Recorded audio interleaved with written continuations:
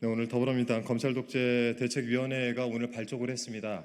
발족을 한 이후에 저희가 첫 번째 긴급 기자회견을 갖게 되었습니다. 오늘 긴급 기자회견 내용은 도이치모터스 전주가 유죄를 받았는데 이와 관련해서 김건희 여사에게 그대로 적용을 한다면 어떻게 될 것인가, 이런 면에서 특검은 반드시 필요하다라는 말씀을 드리고자 이 자리에 서게 됐습니다. 윤석열 정부가 들어선 지 2년 반이 넘었습니다. 민생은 파탄나고 우리 경제, 안보, 국방 모든 분야에서 빨간불이 울리고 있습니다. 검찰 독재로 무너진 대한민국을 바로 세워야 되겠습니다. 이를 위해서 검찰독재대책위원회는 윤석열의 검찰 독재에 맞서서 하나하나 그들의 진상을 파헤치고 반드시 검찰을 개혁해 나가겠다, 이런 말씀드립니다. 오늘 함께해 주신 분들 한 분 한 분 소개를 해드리겠습니다. 네, 먼저 저희 검찰독재위원회와 함께 전 정부에 대한 탄압을 맞서 싸우고 계시는 우리 김영진 위원장님 함께 하고 계십니다. 네, 그 옆에 정준호 검찰독재위원회 대책위원회 위원님이십니다. 이건태 위원님 함께하고 계십니다. 김문수 위원님 함께하고 계십니다. 그리고 이용우 위원님 함께하고 계십니다. 혹시 먼저 위원장님 한 말씀 괜찮으십니까? 네, 그럼 바로 이어서 저희가 준비된 기자회견을 시작하겠습니다. 더불어민주당 검찰독재위원회 긴급 기자회견. 더불어민주당 검찰독재위원회 출범.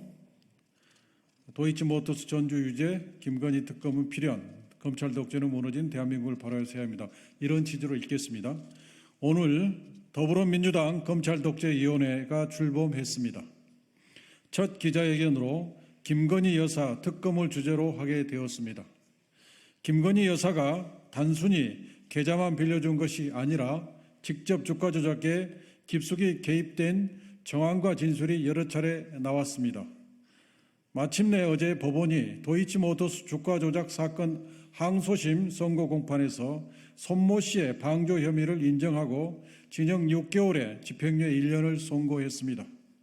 그동안 대통령실은 1심에서 무죄를 받은 손모 씨를 거론하며 봐라, 손모 씨가 무죄이니 김 여사도 무죄다는 입장이었는데 이젠 어떤 입장을 내놓을지 궁금합니다. 사건의 전주였던 김 여사의 계좌 3개가 주가 조작에 동원되었다는 사실이 밝혀졌고 통정매매 의혹이 있음에도 기소조차 되지 않았었는데 더 이상 혐의를 피할 길이 없는 판결이 나온 것입니다. 대통령실 논리대로라면 손모 씨가 유죄이니까 김 여사도 유죄인 겁니다. 이쯤 되면 검찰이 김 여사를 기소하는 것이 당연합니다. 검찰은 2022년 12월 재판부에 제출한 의견서에서 한국거래소 이상거래 심리분석 결과를 제시하면서 김건희와 최은순이 2009년 4월 1일부터 2011년 12월 30일까지 23억 원 상당의 이익을 얻은 것으로 확인됐다라고 밝힌 바 있습니다. 검찰은 이처럼 이미 김 여사가 이상거래를 통해 약 13억 9천만 원의 수익을 얻었다는 의견서까지 제출하고도 기소를 하지 않았습니다. 더욱이 1차 주가조작 주포 이정필의 피의자 신문 조서, 도이치모터스 주가조작 사건 판결문의 기재 내용, 김건희 여사와 대신증권 직원과의 통화 녹취록 등 기소에 필요한 증거는 차고 넘칩니다. 명품백 사건은 어떻습니까? 검찰은 청탁이 있고 명품백이 제공되었음에도 알선 수재자가 성립되지 않는다고 면죄부 쇼를 하고 있습니다. 수사심의회는 반대 당사자인 최재형 목사 측 주장을 들어보지도 않고 검찰에 동조했습니다. 사건을 조작해서 없는 죄를 만들어내고 있는 죄를 기소조차 하지 않음으로써 면죄부를 주는 것이 지금 정치 검찰의 행태입니다. 이제 김건희 특검은 피할 수 없는 상황입니다. 김건희 여사는 현재 대한민국에서 불공정과 국정농단의 대명사가 되었습니다.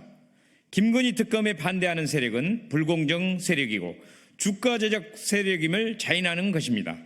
윤석열 대통령과 국민의힘은 주가 조작을 옹호하고 주식시장을 교란하며 개미 투자자들에게 피해를 입히고 궁극적으로 주식시장을 파괴할 것이 아니라면 김건희 특검법을 즉각 수용하시기 바랍니다.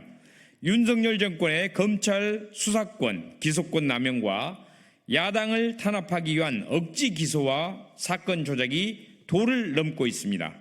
정치 검찰이 민주주의와 법치주의의 최대의 적이 되고 있습니다.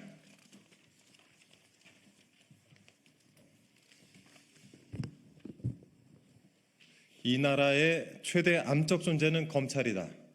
나라가 검찰공화국으로 전락하고 있다. 김대중 대통령께서 검찰의 사냥에 희생된 노무현 대통령의 죽음 앞에 내 반쪽을 잃은 것 같다라고 오열하면서 하신 말씀입니다. 대한민국 제1의 민주화운동은 이승만 독재 정권에 맞선 것입니다. 제2의 민주화운동은 천재분간도 못하는 군사독재 정권과 맞서 싸운 것입니다. 제3의 민주화운동은 극악무도한 윤석열 정권을 떠받치고 있는 정치 검찰에 맞서 싸우는 것입니다.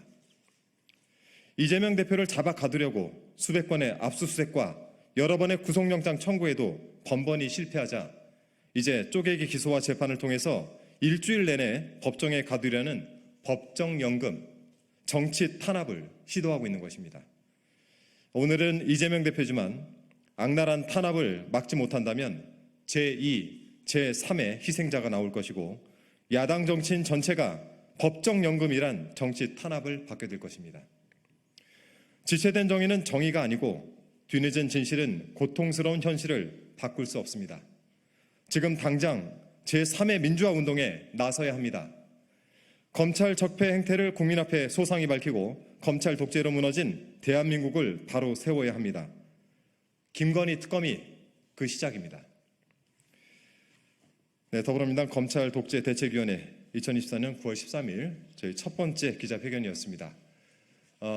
추석을 맞아서 명절 건강히 보내십시오라는 인사로 대체하겠습니다. 요즘 의료 대란으로 병원을 찾기가 어렵습니다. 건강한 추석 맞이하시기 바랍니다. 고맙습니다.